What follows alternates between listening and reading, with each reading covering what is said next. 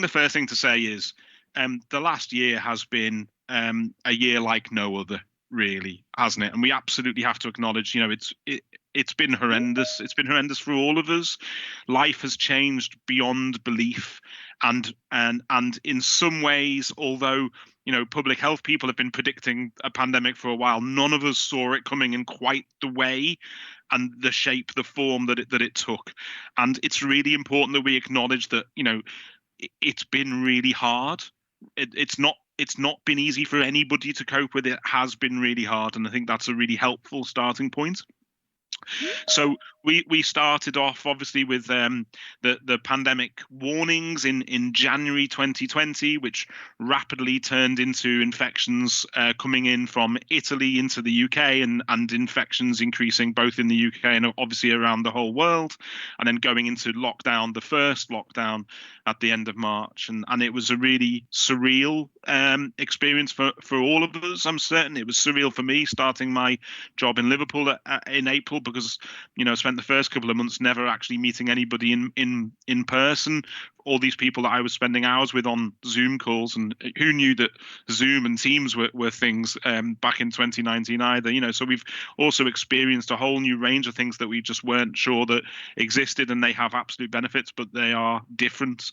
And then we had infections going up, we had a lockdown, we had pressures on our hospitals, and then through the lockdown, everything calmed down again. We had a relatively okay summer where people relaxed, and then things started getting worse again in September. So just when we thought we'd kind of, we're over the worst of it, things got pretty bad again. And I have to say, kind of in Liverpool, September and October was pretty bad, but with brilliant response from our communities and from the mass asymptomatic testing that we did as well, which saw a brilliant response. Moving into Christmas and the second lockdown, and then moving into the third lockdown. And right now, as I look outside now in May 21, the sun is shining and it looks like a beautiful day out there, but I think people are still very nervous about what's going to happen over the next couple of weeks or months. I think the good news is where we are in Liverpool and the majority of the city region right now is infection rates are quite low. They are, we're at around 9, a rate. I'm going to quote numbers, but don't worry about, memorizing them more. But we're at a rate of around 9 per 100,000 at the moment. We have around 50 positive cases a week. So COVID hasn't gone away, but actually the levels are quite low. Now, referring back to January the 8th, we saw our absolute peak on January the 8th, and our infection rate was around 1,180 per 100,000. So a significant change from January to where we are now. And I think that gives us hope that actually, we're on a improving path and things are going to get better. There may well still be a few bumps in the road yet, but the general direction is good. And that's as a result of a number of things. That's because we much better understand the virus and how it transmits, and we much better understand what safety measures we need to put in place to protect us. And fundamentally, the vaccine is an incredibly important part of that. So the more people that get the vaccine, both doses, the more protected as a society we are, not just individually, but across our communities. So vaccination is incredibly important. The other thing, though, is that although COVID is still out there, the risk of catching COVID outside is around 20 times lower than it is indoors. So being outdoors is good. And actually, doing the things that we enjoy doing, meeting up with friends, going for walks in the park, spending a bit of time in the sunshine when the sun's shining, outdoors is a good place to be. So I think that's something I would highly recommend. Being inside with people at close proximity when you don't necessarily know whether they've got the virus or not isn't always the safest thing to do. But being outdoors absolutely mitigates that risk. And then the final thing is testing. Regular testing helps identify if we have the virus and if others have the virus, and then we take steps to cut the transmission routes. So the main messages around the virus haven't changed actually right the way through this, although, probably more of an emphasis on the airborne nature of the virus. But the steps that we need to take, the kind of the social distancing, the face coverings, the good hand hygiene, spending more time outdoors and in well ventilated spaces, and taking up the offer of vaccine when your chance comes, it is the same. Sometimes the reporting in the media gets a bit scary, doesn't it, when everyone starts talking about variants of concern and double mutations and triple mutations and all these things that sound like they're out of a sci-fi movie, and we're not entirely sure what that means at the best of times. So there's a reality around viruses. Viruses mutate all the time. So you don't just have one strain, you have thousands of different strains. And sometimes some of those strains causes more problems than others. And in general, you'd look at that in three ways. How much more transmissible the virus is, i.e. how easy it is to spread or to catch. How much more harm it does, i.e. how much more likely somebody is going to end up in hospital or seriously ill as a result. And how much the virus response to the vaccine is changed. So I think what I would say right now is, in relation to those three things, all the variants of concern we've got, well, sorry, they're all different, but take the one that's called, technical name, B16172, or the one originally found in India. Take that as the one that's being reported in the press at the moment. It's highly likely that that strain is more transmissible, but we have no evidence that it's more harmful whatsoever. So it's the same as any other strain in terms of, if you get it, it's just you're more likely to get it. And no strong evidence around the vaccine response, i.e. the vaccine will still provide a good level of protection against the virus. So your control measures remain exactly the same. So get the vaccine, spend more time outdoors, don't be close to people who you don't particularly know, get tested regularly, those kind of things stay exactly the same. What I wanted to just touch on now was, hopefully that gives an overview of where we are with the virus. So, if you're asking me about whether I stayed awake last night thinking about this, I didn't. So it was okay. I had a decent night's sleep last night, because I think we're in a relatively good position, but we just need to be cautious and careful in the same way as perhaps we have been for the last year. What I think I want to talk about a little bit now, though, was impact of the virus in different ways.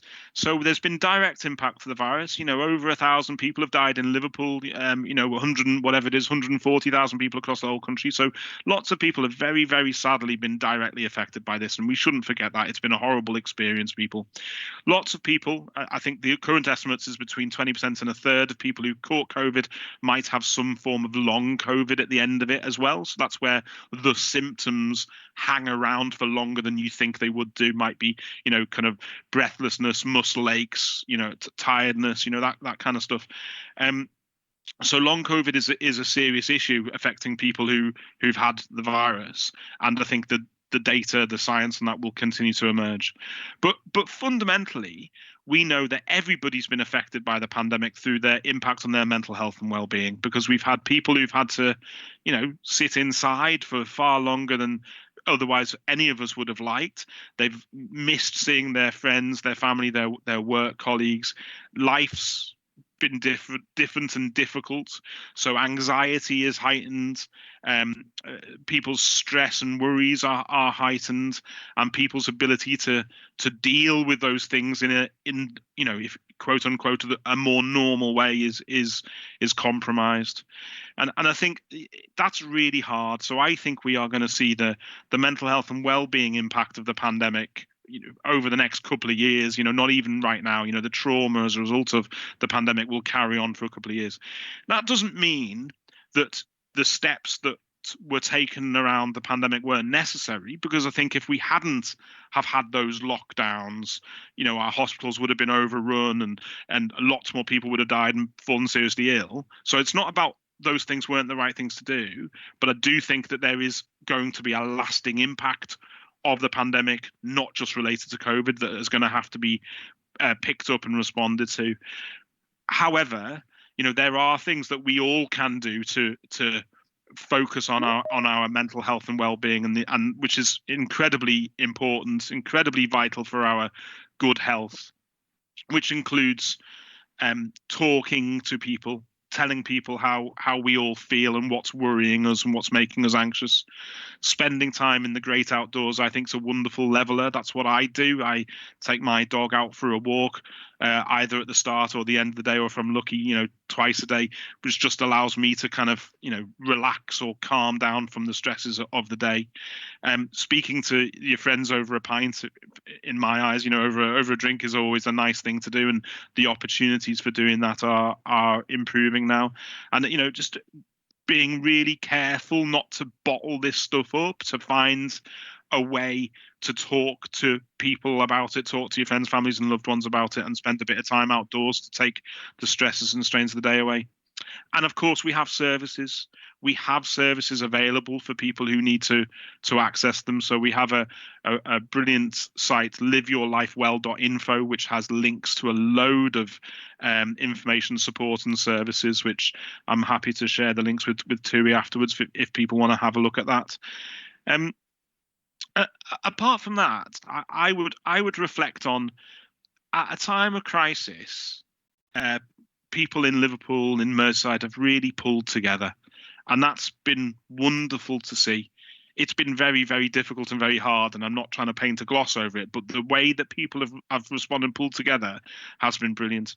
So from professional organisations, private organisations, to members of our community, right the way through this, the vast majority of people have done exactly what was required, and in fact over and above that. And so, some of the things that I've seen over the last year have just been phenomenal. And even though it's on the context of a really difficult period, I'm so proud of the way this city and the people in this city have responded. So, and to give you a few examples of that, we had an outbreak in the Prince's Park ward of the city at the end of July, start of August. That's one of our most diverse communities. It's one of our most deprived communities. It has the largest number of what's called Band A properties, so kind of like the worst housing stock in the city.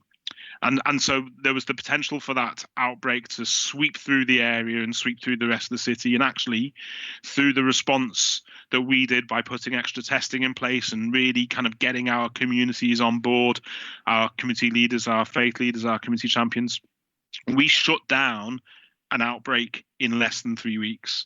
And I will forever be enormously proud of that, including some of the things that I witnessed. So, the local ice cream man driving up and down the street, handing out flyers for where people could go and get tested. The community leaders encouraging and taking people to be tested to identify infection in the community and therefore keep their communities safe. The support, the welfare support that the community wrapped around the residents, and making sure that this wasn't just about testing, but it was about people accessing food or money or support if they needed it. And that showed me what a great city, what a fantastic community we all live in, and that's followed through, I think, from Prince's Park in July, August into the mass asymptomatic testing we did across the whole city in October, November. It's a bit of a whirlwind, which is why I sometimes struggle to remember the date. But October the 31st, we took the call from government, and by November the 5th or 6th, we had our mass asymptomatic testing set up across the city. And the way people responded to that was brilliant, and allowed us. And I think this is a really important point. We've got an evaluation of that program that's ready to be published, and obviously it's not for me to share it, it's been through the university, but I think that evaluation will now show that through that program we took around 20% of infections out of the city and kept people safe. So it will have reduced the level of sickness, reduced the level of deaths we saw as a direct result of that reaction, which is an incredible achievement. And Liverpool as a world leader in demonstrating that testing approach. And then more recently, we've done the pilot events, which I know will have made lots of people nervous, but we've had pilot events with really strong safety protocols around them, working closely with industry to help people understand how people run events in the future. Because our young people, all of us actually, frankly, but our young people have no interest in being stuck behind closed doors for another year, and they want to go out, they want to enjoy their life, and they should do. And so it's so important that we have music events, we have nightclubs, we have cinemas open, but we understand the science and the data around that allows us to do it in the safest way possible. And again, Liverpool has demonstrated that it can step up to the plate when it needs to do these pieces of work, where perhaps other areas are going, wow, this is a big risk to take. But if you look at our infection rate, I think it shows that we've managed to do that safely and capture learning that the whole country will embrace. So I think that's the other thing is you know what, over the last year, that they're just three examples at the top of my head. Over the last year, our people, our residents, our communities, our businesses, our public sector organisation have pulled together and done something quite remarkable in the face of this really strong adversity, and that's to be kind of welcomed and acknowledged. And it shows that even in the darkest of times, we've got people who will step up to the plate and will help knock really difficult agendas out of the park, frankly.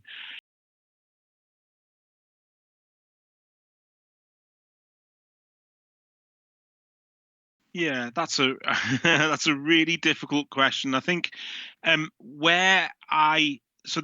think personal choice is the first thing I'd say, and you kind of everybody has to do their own little risk assessment here, don't they? Because this is about keeping yourself safe, but it's about keeping other people safe as well. So at the moment, I'm not hugging my mates, but I have not hugged my mum for a long time. So I did give my mum a little hug the other week, and that's on the back of her having both jabs of the vaccine and me having had one of them, and we're outdoors. So I kind of on the balance of risk, I thought, you know what, that's okay. But I think it's important. I don't want to tell people not to hug. I think that's kind of going too far. I think it's just about being careful and making that assessment of risk. So vaccination is a really important part of this, and 2 doses, appropriate interval, time afterwards, and if people are fully vaccinated and they're hugging safely, then I think that's probably reasonable. I'm not sure I would be hugging strangers in the street, though. In fact, I do know I wouldn't be hugging strangers in the street. Trouble is, there are so many of them now, and I think this is what I was referring to before. Liverpool already had big inequalities, big challenges around its health and well-being, and they have been made worse, exacerbated as a result of the pandemic.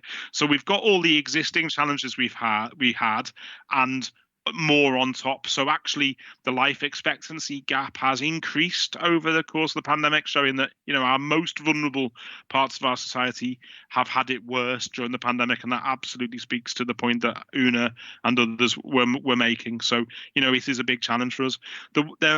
There are therefore several challenges, and this isn't just my priorities, I guess I'd say. I think these are system challenges, but one of them is absolutely around mental health and well-being. I think there has been a significant impact on collective mental health and well-being, and I think we will see the trauma of the pandemic at a population level over the coming months. I think the impact on our children and young people through being in school, out of school, in school, out of school has been significant. So I think some of our young people will have and are struggling.